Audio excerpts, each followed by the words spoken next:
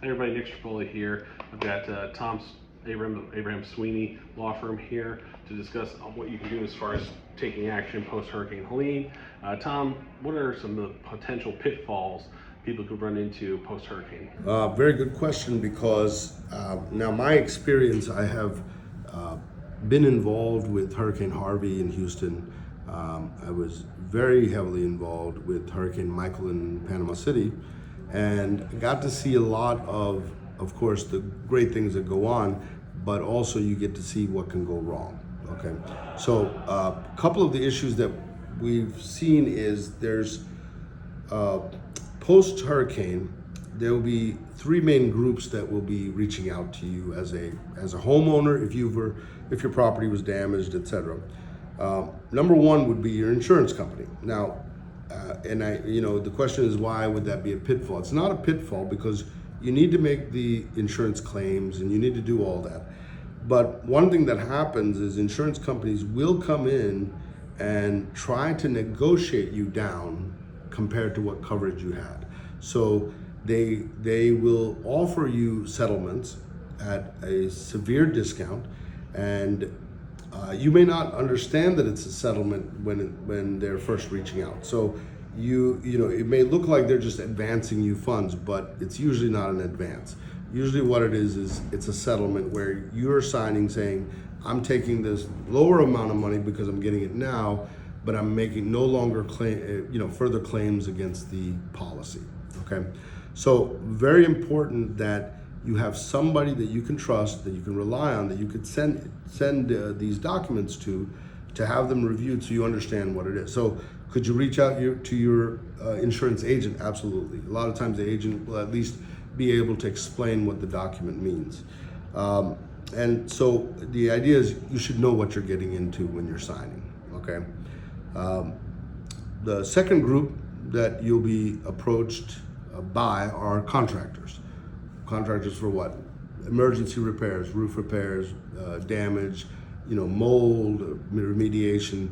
Then you've got contractors that can come back and rebuild your house. So generally speaking, majority of the people are out there to do good. They're for-profit companies. So for example, they want to make money, but at the same time, they're going to do what they say they're going to do.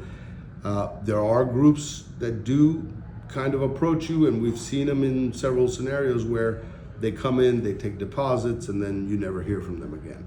Although it's such a small percentage, you just don't want to be the one that's the victim of it. So how do you avoid that? Step number one, always you get a document, something to sign, whether it's electronic signing, whether it's paper signing.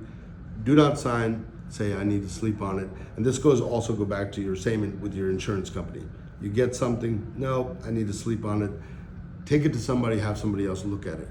Now, when it comes to contractors, you can go to the website that tells you if they're licensed in the state of Florida. The other part is you don't need to do a deposit because at this point, somebody signing a contract with you to rebuild can't do anything until the insurance company approves it, right? So there's no reason for you to deposit any money with them. You can, if they're a legitimate company, you can sign a contract. They'll do the work to try to get it done and get it negotiated and complete the work. But like we had said before, which is the process of getting your insurance claim done is not an easy process, nor is it quick. Okay. The third group that does approach you is I'll buy your house, cash, I'll buy as is, I'll buy today, I'll buy tomorrow. So a lot of cash buyers will come in because they're looking at it as they may be able to get a discount, they can rebuild it and sell it for more and make a margin eventually, okay? Again, follow the same rule. Don't sign, sleep on it, take it to somebody an expert that can take a look at it and see, is this legitimate? What are the terms? Make sure you understand what you're signing and have an expert explain it to you rather than having the salesman from the insurance or the contractor or the investor sell it to you, right? Or explain it to you. So again, it goes back to find your expert, have them review it, have somebody you can trust to look at it. And the pitfall really comes from what I've seen is from either misunderstanding. I thought this meant this, whereas it really meant that, or lack of understanding. So you can avoid both of those by don't sign until you've had it explained to you, or you're dealing with someone you can trust. Great.